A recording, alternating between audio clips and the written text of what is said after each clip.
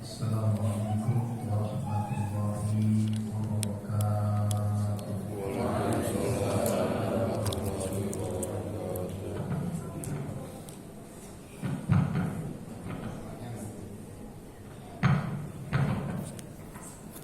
Alhamdulillah, alhamdulillahilladzi hadana li hadza wa ma kunna linahtadiya laula an hadanallah.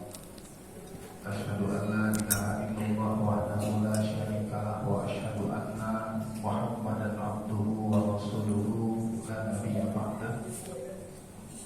Allahumma shalli wa sallim wa barik ala nabiyyina wa rasulina Muhammad wa ala alihi wa sahbihi wa sallim. Qala Allah ta'ala fi kitabihil karim wa huwa asdaqul qailin. A'udzu billahi minasyaitonir rajim. Bismillahirrahmanirrahim. Wa lanabluwannakum bisyai'in minal khawfi wal-ju' wa naqsin minal amwali wal-anfusi wath-thamarati wa basyyiris sabirin alladzina idza asabatuhum musibah qalu inna lillahi wa inna ilaihi raji'un. Bapak Ibu, saudara-saudaraku yang dimuliakan oleh Allah Subhanahu wa taala. Alhamdulillah, pada malam hari ini kita dipertemukan oleh Allah, dikumpulkan oleh Allah, diringankan langkah kita untuk bersilaturahim dalam rangka membacakan surat Yasin dan beberapa doa untuk almarhum Bapak Ikhwanus Sofa, Bapak Muhammad Ikhwanus Sofa bin Ibnu Andi Lasmandi. Ya, almarhum berpulang kemarin hari Jumat yang pada subuh. Ya,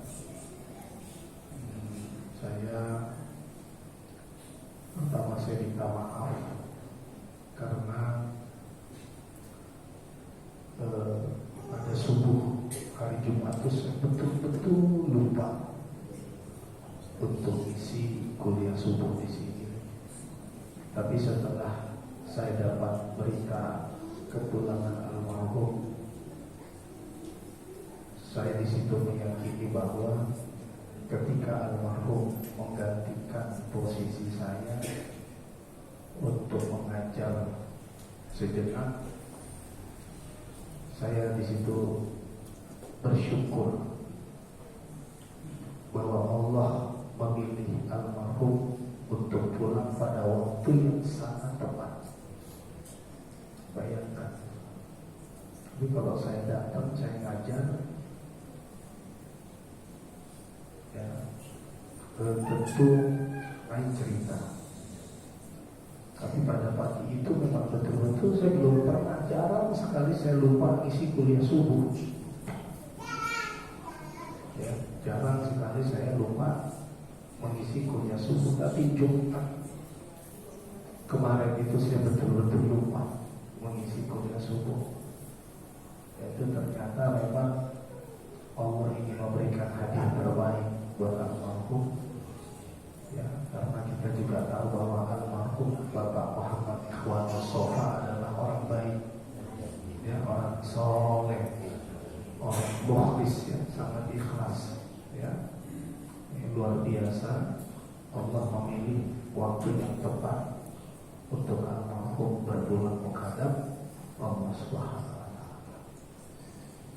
Nah, tentu ini adalah luka yang mendalam, kesedihan yang mendalam buat kita semua, karena kita kehilangan salah satu jemaah kita, ketua DKM kita, dan orang yang mewakafkan dirinya untuk masjid kita, tentu untuk agama Allah. Maka harapan dan doa kita almarhum kemarin itu dipulangkan oleh Allah dalam keadaan husnul khatimah. tentu kita juga berdoa semoga Allah ampuni dosa-dosanya, Allah lapangkan kuburnya, Allah terima amal ibadahnya. Dan buat keluarga yang ditinggalkan, ibu, ikhwan musofa dan anak cucu, diberikan kekuatan, kesabaran, keikhlasan, ya. Dan nanti suatu saat sebagaimana di dalam Al-Quran, ya, kalau Bapak Ibu baca di surat 52 ayat 21, ya, surat 52 ayat 21, surat 14 ayat 8, surat 13 ayat 23 di dalam Al-Quran itu ayat-ayat tersebut bercerita tentang masuk surga sekeluarga. Ya, jadi nanti kita berdoa semoga kita juga dikumpulkan oleh Allah dengan orang-orang yang kita cintai yang sudah berpulang. Kapan? Pada saat Allah mengumpulkan kita di surga. Nah, Bapak Ibu Saudaraku yang dimuliakan oleh Allah, di dalam Al-Quran di surat Al-Baqarah 155, Allah sebetulnya sudah mempersiapkan mental kita. Ya, Allah mempersiapkan mental kita agar kita kuat menghadapi cobaan ujian hidup dari Allah Subhanahu wa ta'ala. Ya, agar kita kuat menghadapi cobaan dan ujian hidup dari Allah Subhanahu wa ta'ala. Allah katakan, "Walanabluwannakum bisyai'in." Kami pasti akan menguji kamu dengan sedikit. Bisyai'in minal khawf, sedikit rasa takut. Wal ju', lapar. Wa naqsim minal amwal, berkurangnya harta. Wal anfus, jiwa. Wasamarat, buah-buahan. Wa basyiris sabirin alladzina idza asabatuhum musibah qalu inna lillahi wa inna ilaihi raji'un. Jadi di dalam ayat tersebut Allah katakan bahwa kami pasti akan menguji kamu dengan sedikit rasa takut, lapar, berkurangnya harta, jiwa, buah-buahan. Beri kabar gembira kepada orang-orang yang sabar, yaitu orang-orang yang ketika diuji oleh Allah mengatakan sesungguhnya kita milik Allah dan hanya kepada Allah kita kembali. Kenapa Allah katakan bisyai? Ya, banyak ulama mengatakan bahwa Allah mengatakan ujian hidup itu sedikit dibandingkan nikmat Allah, dibandingkan anugerah Allah, maka ujian hidup itu sedikit. Ya, kalau dibandingkan antara ujian dengan cobaan hidup dengan nikmat Allah, maka jauh lebih besar, jauh lebih banyak nikmat yang diberikan Allah dibandingkan cobaan ujian hidup kita. Nah, itu harusnya kita sadari. Agar apa? Saat kita diuji oleh Allah, saat kita dicoba oleh Allah, kita kuat. Ya, kita kuat. Maka ciri khas orang yang kuat saat menghadapi cobaan ujian hidup itu adalah orang yang kuat tauhidnya. Nah, siapa orang yang kuat tauhidnya? Sesungguhnya kami milik Allah dan hanya kepada Allah kami kembali. Itulah orang yang sabar di jalan Allah. Di sabar itu ada sabar untuk tetap ibadah ketika kita dicoba, diuji oleh Allah.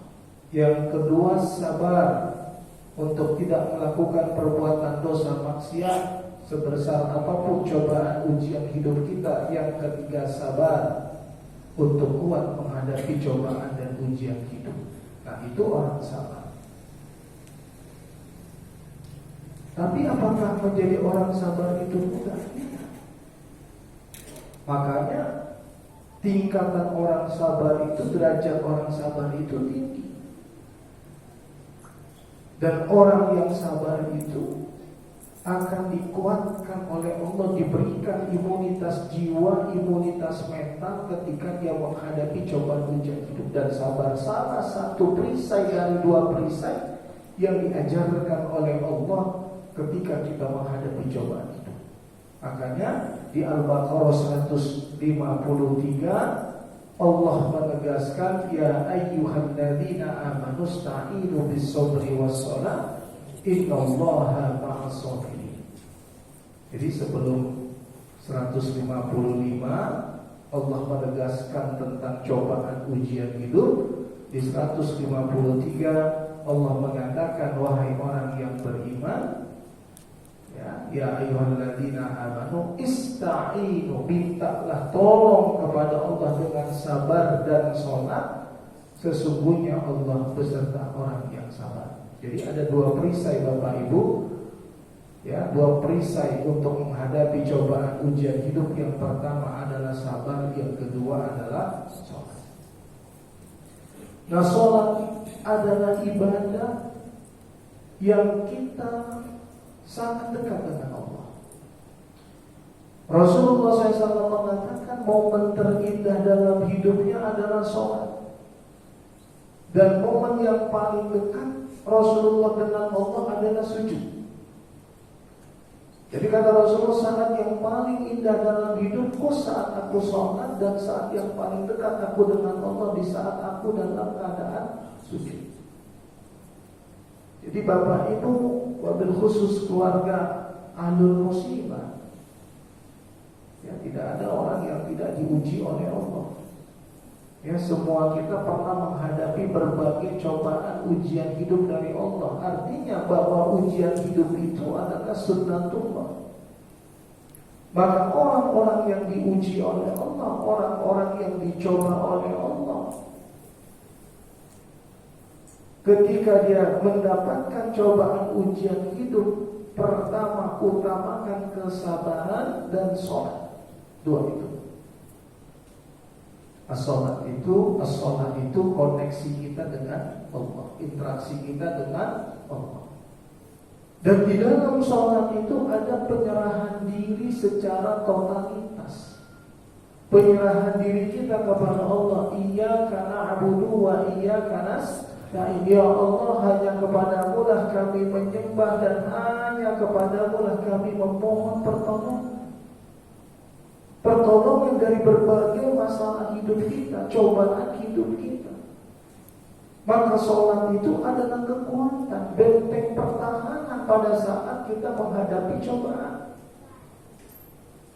Duduk di antara dua sujud, itu ada 8 kebutuhan pokok yang kita minta kepada Allah. Rabbighfirli warhamni wajburni warfa'ni warzuqni wahdini wa'afini.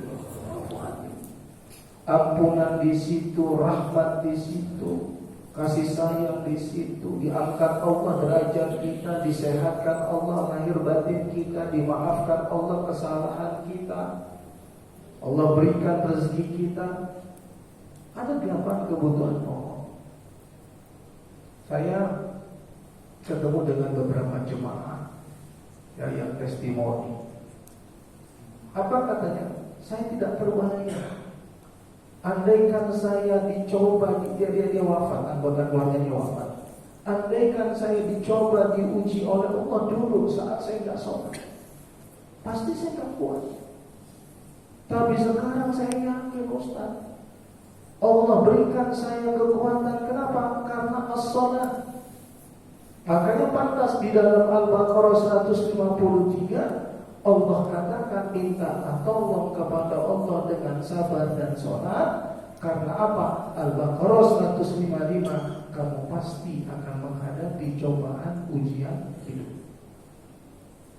Jadi ciri khas orang yang taat kepada Allah saat dicoba, diuji, dia sabar, dia sholat. Dan itu bagian daripada orang-orang yang ikhlas menerima apa yang diberikan Allah kepada. Nah, ulaika alaihim shalawatun min rabbihim wa rahmah wa ulaika humul muhtadun. Jadi orang-orang yang sabar saat menghadapi cobaan ujian hidup itu siapa mereka? Ulaika alaihim shalawatun min rabbihim wa rahmah wa ulaika humul muhtadun. Mereka mendapatkan ampunan dari Allah, mereka mendapatkan rahmat dari Allah. Yang ketiga, mereka mendapatkan hidayah dari Allah. 3 Bapak Ibu. Pertama mendapatkan ampunan, yang kedua mendapatkan rahmat, yang ketiga mendapatkan hidayah. Dibimbing oleh Allah hatinya bagaimana menghadapi cobaan ujian hidup agar kuat. Bapak Ibu sekalian, saat kita diuji oleh Allah, yang diserang itu apa? Hati, batin. Artinya tidak ada orang yang diuji oleh Allah tidak mengalami kesedihan. Tapi kalau kita kembalikan kepada Al-Quran, ya Allah kuatkan kita. Maka penting menguatkan tauhid kita. Kenapa? Agar Allah kuatkan kita. Apa kata Allah dalam Al-Quran? La yukallifullahu nafsan illa wus'aha. Allah tidak akan membebani seseorang di luar batas kesanggupannya. Kalau kita memahami bahwa hidup itu dan kematian itu adalah sunnatullah. Nikmat Allah itu ada yang datang, ada yang pergi. Maka pada saat nikmat itu datang kita bersyukur, pada saat nikmat itu hilang dari kita bersabar. Kalau kita paham itu, maka sesungguhnya kita sudah menguatkan tauhid kita kepada Allah. Dan yakini itu Bapak Ibu, la yukallifullahu nafsan illa wus'aha. Allah tidak akan pernah membebani kita di luar batas kesanggupan kita.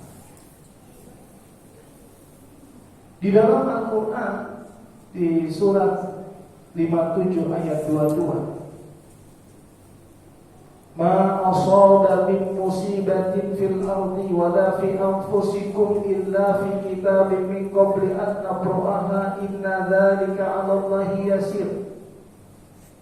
Apa saja yang menimpa di muka bumi ini, atau apa saja yang terjadi di muka bumi ini dan terjadi pada dirimu, atau yang menimpa pada dirimu, ya, itu sudah tertulis di Lauh Mahfuz. Nah, kalau kita yakin, kita beriman kepada takdir Allah, baik dan buruknya takdir Allah, ya, maka Allah berikan kita kekuatan. Untuk apa Allah berikan kita kekuatan? Dengan mengimani takdirnya. Kata Allah di ayat 23, likaila ta'sau ala ma fatakum wa la tafrahu ala ma atakum. Agar kamu tidak bersedih terhadap apa yang hilang darimu, agar kamu tidak sombong, tidak bangga terhadap apa yang datang kepadamu. Ini gimana kita? Lanjut dulu ya. Agar kita tidak bersedih terhadap apa yang hilang dari kita, agar kita tidak bangga, tidak sombong terhadap apa yang datang kepada kita. Saya yakin Bapak Ibu saudaraku semua, kita punya kesadaran itu, bahwa ada yang datang, ada yang pergi. Ya, kita punya keyakinan itu, punya kesadaran itu. Dari mana kita dapat kesadaran itu? Dari Al-Quran. Maka kita juga punya keyakinan bahwa yang menguatkan kita saat kita dicoba, saat kita diuji adalah Allah Subhanahu wa Ta'ala. Tugas kita menjalani takdir kehidupan kita. Jangan pernah takut dalam menjalani takdir kehidupan, dan segala sesuatu pasti terjadi atas kuasa Allah. Bapak Ibu yang dimuliakan oleh Allah, hidup dalam dimensi ruang dan waktu yang sangat terbatas. Jadi hidup Bapak Ibu, hidup kita itu singkat. Ya, apa yang tak bisa dikendalikan? Waktu. Apa yang tidak bisa diberhentikan? Waktu. Dia bergerak cepat. Itu waktu. Maka ada ulama mengatakan al-waktu kas-sayfi illam taqta'hu qata'aka. Waktu itu seperti pedang, kalau engkau tidak memotongnya, maka engkau yang akan dipotong oleh waktu. Sesuatu yang paling berharga dalam hidup kita itu adalah iman dan amal soleh kita. Sesuatu yang paling berharga, sesuatu yang paling dekat dengan kita adalah kematian. Sesuatu yang paling cepat adalah waktu. Apakah kalau kita memahami bahwa kita semua dekat dengan kematian, ya kullu nafsin za'iqatul maut, setiap yang hidup pasti akan mati. Aina ma takunu yudrikumul maut, di mana saja kamu berada kamu pasti akan mati. Maka apa yang kita lakukan?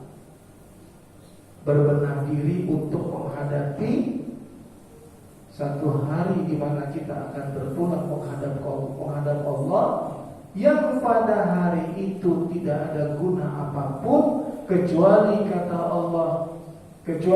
Allah al-mal wal banun zinatul hayatid dunya wal baqiyatus salihatu khairun 'inda rabbika thawaba wa khairun amal. Jadi harta dan anak-anak itu hanyalah perhiasan dunia. Jadi harta kita, anak-anak kita adalah perhiasan dunia. Al-mal wal banun zinatul hayatid dunya. Wal baqiyatus salihatu, apa itu wal baqiyatus salihatu? Amal saleh. Wal baqiyatus salihatu, amal saleh adalah yang layak dijadikan sandaran sesudah kita mati. Maka nilai diri kita, iman dan amal saleh kita, yang berharga dari diri kita adalah iman dan amal saleh kita. Kunci kebahagiaan hidup di dunia ini adalah iman dan amal soleh kita. Pada saat kita pulang menghadap Allah, yang menjadi bekal hidup kita di sana adalah iman dan amal soleh kita. Jadi dunia dan seisinya tidak ada nilai, tapi yang bernilai adalah iman dan amal soleh. Atau nanti kalau kita buka ayat yang lain adalah ketakwaan. Jadi Bapak Ibu sekalian, ini almarhum Bapak Ikhwanus Sofa ini itu pulang menghadap Allah sebagai orang kaya, ya. Serius. Kenapa saya katakan berpulang menghadap Allah sebagai orang kaya? Berpulangnya setelah Ramadan. Setelah Ramadan, yaitu di bulan Syawal. Puasa Syawalnya selesai, ya, pada hari Jumat itu berinti. Pada hari Jumat. Coba kita lihat Al-Quran. Ramadan itu menghasilkan ketakwaan. Ya ayyuhalladzina amanu kutiba alaikumusiyam kama kutiba alal ladzina min qablikum la'allakum tattaqun. Ramadan itu menghasilkan ketakwaan. Puasa Syawal itu adalah puasa sepanjang tahun. Salat subuh di masjid, ada salat sunnah fajar, yang nilai salat sunnah fajar jika ditimbang sama dengan dunia dan seisinya. Dipilih oleh Allah momen di saat mengajar. Maka saya katakan rezeki dari Allah itu. Itu saya katakan rezeki dari Allah. Nah sekarang kita lihat Al-Quran. Kenapa saya katakan almarhum wafat sebagai orang kaya raya? Al-Quran surat Ali Imran ayat 14. Ayat 14, kita mulai dari ayat 14. Zuyyina lin-nasi hubbus syahawat minan nisa wal banin wal qanatiril muqantarah minadh dhahab wal fiddah wal khaylil musawwamah wal an'ami wal hars. Dzalika mata'ul hayatid dunya. Manusia itu dihiasi kecenderungan syahwat ya terhadap lawan jenis, terhadap harta benda, terhadap emas, terhadap perak, terhadap kuda tunggangan, mobil, binatang ternak, perkebunan. Kalau sekarang perkebunan tambang. Tapi kata Allah, semua itu kenikmatan dunia. Jangan dijadikan orientasi hidup. Semua itu kenikmatan dunia. Apa kata Allah kepada Rasulullah Muhammad SAW? Qul a'unabbi'ukum bi khairin min dzalikum. Katakan, maukah aku tunjukkan yang lebih baik daripada itu semua? Jadi Allah memerintahkan kepada Rasulullah, menyampaikan kepada kita bahwa ada yang lebih baik daripada dunia dan seisinya. Jadi ukuran orang kaya itu nanti di ayat ini bukan punya rumah di mana-mana, di tempat-tempat mewah, bukan punya aset, bukan punya tambang, bukan punya perkebunan sawit, bukan punya apapun di dunia ini, tapi dia punya ketakwaan. Kenapa? Karena di ayat ini Allah mengatakan yang lebih baik daripada dunia dan seisinya adalah ketakwaan. Ya? Ibadah Ramadan menghasilkan ketakwaan. Beliau wafat setelah Ramadan. Baru saja selesai Syawal, puasa 6 Syawal. Wafatnya di masjid pada hari Jumat dalam momen taklim. Maka nilai ketakwaan beliau itu jika ditimbang dengan dunia dan seisinya, maka lebih berat ketakwaan. Maka beliau pulang menghadap Allah sebagai hamba yang kaya raya akan iman dan kesabaran. Nah, di ayat di surat 13 ayat 18. Surat 13 ayat 18. Biar lebih yakin lagi. Orang-orang yang memenuhi seruan Tuhannya, tempatnya adalah surga. Insya Allah kita ini semua terus dalam ketaatan kepatuhan. Janji Allah di dalam Al-Quran, orang-orang yang memenuhi seruan Tuhannya, tempatnya adalah surga. Orang-orang yang tidak memenuhi seruan Tuhan, andaikan mereka punya kekayaan satu bumi ditambah lagi sejumlah satu bumi, kaya tak? Dalam pandangan dunia kaya tak? Jadi maaf ya, kalau cuma rumah di Menteng, rumah di sini, punya aset di mana-mana, sampai mungkin ratusan rumahnya di Jakarta, mungkin punya apartemen di Singapura, maaf, gak ada apa-apa. Jadi kita nggak bisa jadi orang sombong. Kenapa? Gak ada apa-apanya. Andaikan ada orang yang tidak taat punya kekayaan, andaikan punya kekayaan satu bumi ditambah lagi sejumlah satu bumi, niscaya mereka akan menebus surga kepada yang orang-orang, menebus surga yang diberikan Allah kepada orang-orang yang taat.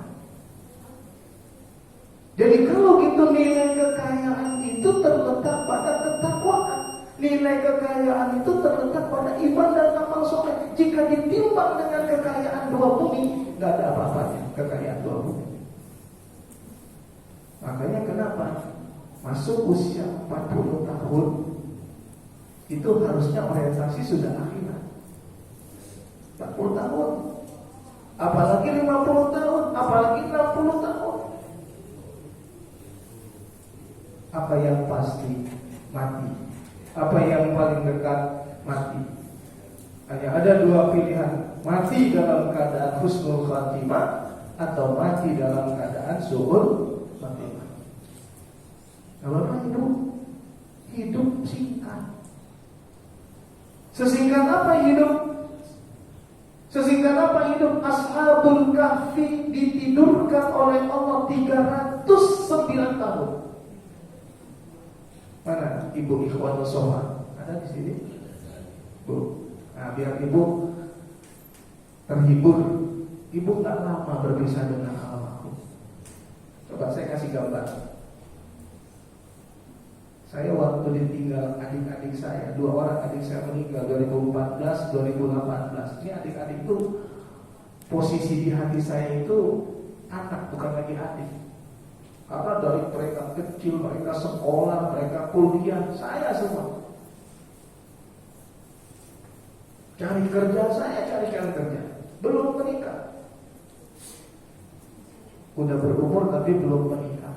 2014 meninggal adik laki-laki, 2018 meninggal adik perempuan. Saya, ternyata Ustaz juga goyang.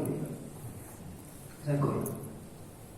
Saya sangat goyang dan saya nangis di Grand Zamzam itu di Mekah itu. Saya naik ke lantai masjid di hotel itu, saya lihat suasana sepi, gak ada orang, saya nangis di sana, melepas emosi saya. Tapi kemudian saya tersadarkan, oh saya tidak lama berpisah dengan mereka. Kenapa? Ashabul Kahfi ditidurkan 309 tahun. Mungkin Bu, kalau Bu, Ibu Ikhwan Sholat mungkin 10, 15 atau 20 tahun ke depan nyusul Bapak. Kalau sampai. Jadi kalau 309 tahun hanya setengah hari. Ini fakta dalam Al-Quran. Jadi kalau cuma 5, 10, 15 tahun yang akan datang Ibu nyusul Bapak, berarti berapa menit perpisahan itu? Ashabul Kahfi bangun dari tidurnya, kita tertidur 1 hari, enggak, kita tertidur setengah hari. Bayangkan kekuasaan Allah, sudah tertidur 300 tahun, 309 tahun, masih muda-muda bayangkan. Padahal sudah tertidur 309 tahun. Kita tidur 4 jam berubah. Gak sadar tidur bertahun-tahun, kita tidur 60 tahun usia kita, rambut memutih, speed jalannya melambat, kena AC minta dimatiin, tengah malam kedinginan, ya kan? Ini 309 tahun untuk apa? Allah perlihatkan kepada kita singkatnya kehidupan. Ternyata 309 tahun hanya merasakan setengah hari. Maka mereka belanjakan uang yang gak laku, karena uang itu berlaku 309 tahun yang lalu. Nah, itu cerita Ashabul Kahfi. Nah sekarang Rasulullah SAW mengatakan, a'maru ummati ma baina sittin wa sab'in, umur umatku hanya berkisar 60 sampai 70 tahun. Kalau 60 sampai 70 tahun berarti sekitar 1/4 atau 1/5 dari 300 tahun. Jadi kalau 309 tahun setengah hari, 1/4 dari 309 tahun berapa jam? 60 tahun berarti 1/5 dari 309 tahun. Berarti 3 jam. Bayangkan hidup di dunia ini cuma sebentar, hanya 3 jam. Maka siapa orang yang lalai? Orang yang lalai adalah orang yang lalai dengan usianya. Makanya pantas Allah katakan di dalam Al-Quran, wal asri innal insana lafi usr. Yang dipilih oleh Allah adalah sumpah Allah demi waktu asar. Pernah dengar sumpah Allah demi waktu asar? Jadi bukan hanya demi masa, tapi demi masa waktu asar.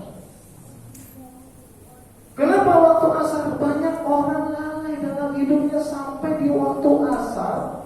Itu bahasa simbolik. Waktu asar, majaz. Artinya asar itu sudah di penghujung waktu, sebentar lagi terbenam matahari. Dia duduk punya kedudukan, punya jabatan, gak ada kontribusinya buat agama Allah. Dia punya harta, gak ada kontribusinya buat agama Allah. Waktunya hidup sekian puluh tahun, tidak ada kontribusinya buat agama Allah. Maka dia tiba-tiba sudah berada di waktu asar. maka dia manusia yang paling rugi kata Allah. Sebentar lagi menghadapi kematian dan dia rugi. Idzal insana lafi khusr. Siapa yang tidak rugi? Illal ladzina amanu wa 'amilus shalihati wa tawassaw bil haqqi wa tawassaw bis sabr. Intinya bekal hidup di dunia ini iman dan amal soleh. Bekal hidup sesudah mati adalah iman dan amal soleh. Jadi kalau nggak mau rugi, hiasi diri kita dengan iman dan amal soleh.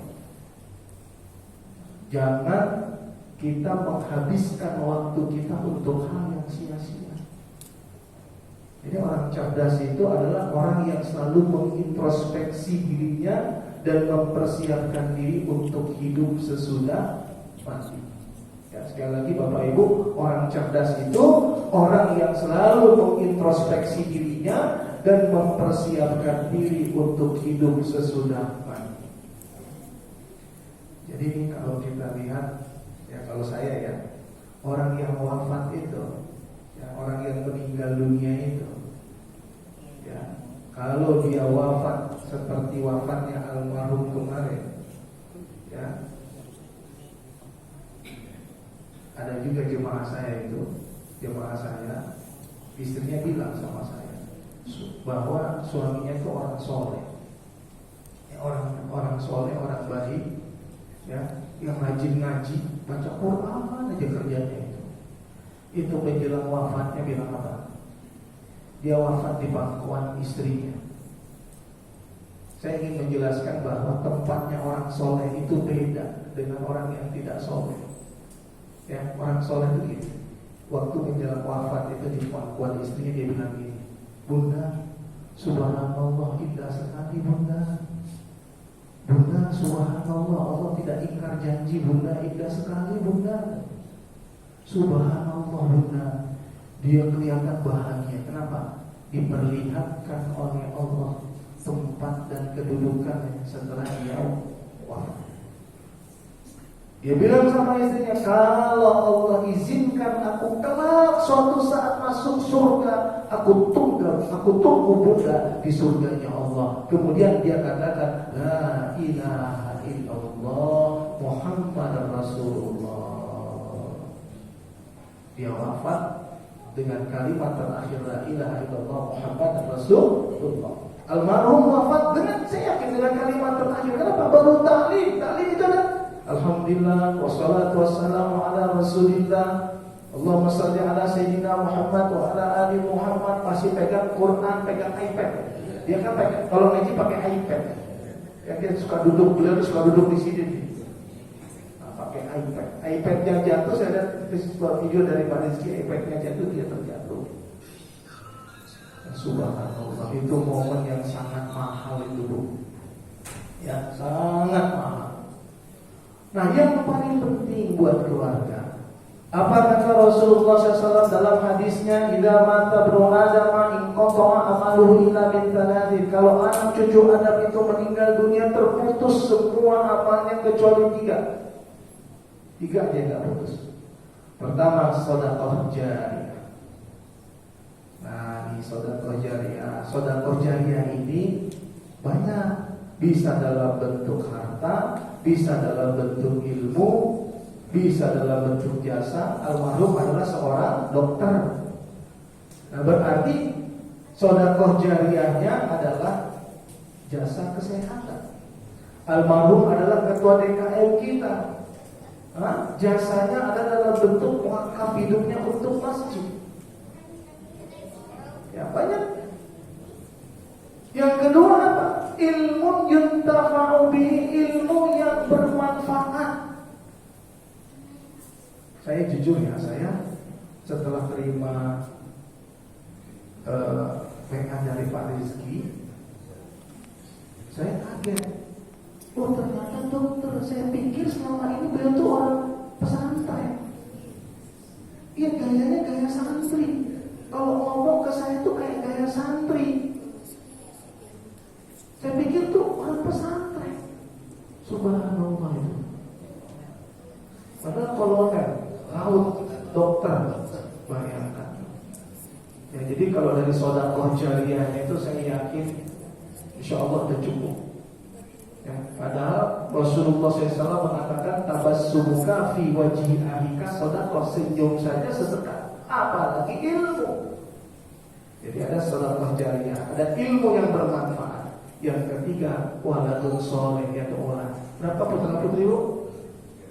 3. Cucu? Anak yang 3 ini ya, terus jadilah anak yang soleh. Agar kesolehannya membawa kebaikan buat saya di alam barzaknya. 3. Sedekah jariyah, ilmu yang bermanfaat, anak yang soleh yang mendoakannya. Nah terakhir kita, kapan kita pulang? Saya sebetulnya kaget. Kenapa saya kaget? Kok nge-replace saya? Kalau saya datang kemarin subuh, itu malaikat itu memang waktunya beliau atau waktunya saya gitu. Memang udah takdirnya beliau, cuma ini pemikiran bodoh gitu ya. Nah, tahu nggak MLI? MLI itu yang perusahaan di samping Gatot Subroto itu. Nah, saya ceramah puasa di situ. Dirutnya Pak Muladi. Pak Muladi. Saya bilang, Pak, hidup cuma sebentar. Bayangkan kalau Bapak dipanggil oleh Allah, gitu kan? Dipanggil oleh Allah. Siap nggak kira-kira? Ya, andaikan malaikat datang, Pak. Apa yang terjadi? Besok pagi saya terima kuliah subuh, setelah subuh, inna lillahi wa inna ilaihi raji'un. Pak Muladi wafat, gitu kan? Maka waktu saya datang ke rumah duka, mata karyawannya rada ke saya gitu. Ustaz Andi yang katanya kemarin ngomongnya nunjuk Pak Muladi gitu kan. Saya bilang pasti bukan karena masa kematian karena doa ya kan. Cuman itu sudah qadarullah, mengaturnya seperti itu, seperti ada firasat, ada sinyal begitu ya. Nah, tapi sekali lagi Bapak Ibu, apapun ceritanya, saya sangat meyakini almarhum husnul khatimah. Ya, almarhum orang baik, ya, almarhum orang soleh, semua kita kehilangan. Ya, tadi Ustadz Afdoli kirim salam. Ustadz Afdoli mau kesini sebenarnya. Tadi ketemu sama saya di acara halal bihalal di Bintaro. Beliau juga cerita sama saya, Bang katanya, saya ditemani almarhum tuh malam ke-27 gitu ya. Kata Ustadz Afdoli itu, saya ditemani almarhum malam ke-27. Ya. Wah, beliau orang baik, kata Ustadz Afdoli. Saya bilang, ya siapa yang tidak mengakui beliau adalah orang baik. Ya, insya Allah beliau husnul khatimah. Ya, insya Allah alamnya ini sekarang ditempatkan oleh Allah jauh lebih baik dari rumah tempat tinggalnya. Betul. Yang jauh. Karena saya pernah menemukan seseorang yang menjelang wafat ketakutan. Kalau itu saya enggak ketakutan.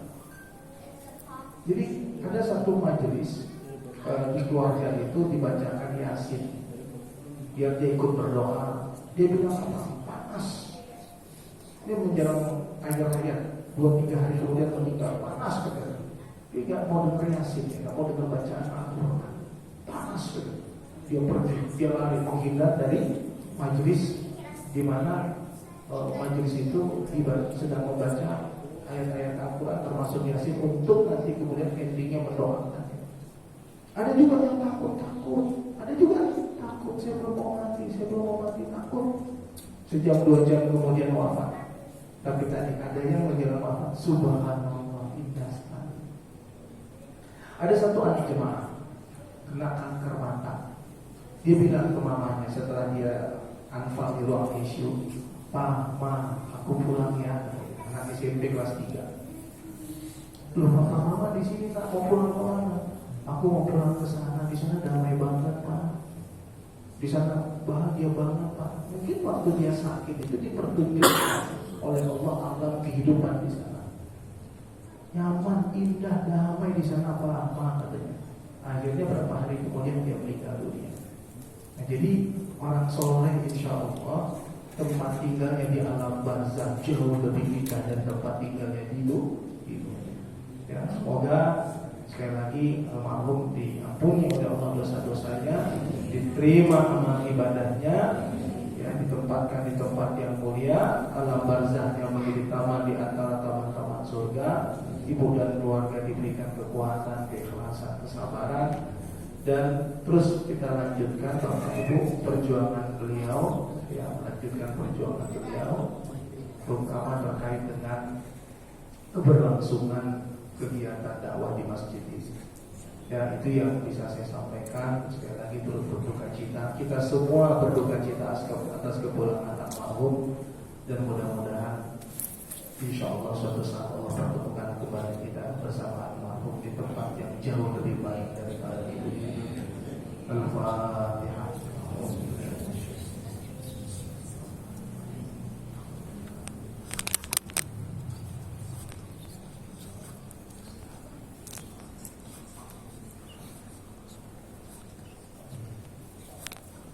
Allahumma shalli ala sayyidina Muhammad wa sallim wa barik ala sahabati Rasulillah ajma'in. Alhamdulillahi rabbil alamin.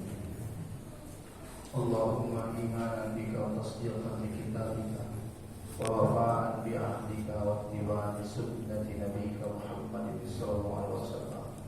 Allahumma awzilna tahta zilli arshika yawma la zilla illa zilluka wa la baqiya illa wajhuka.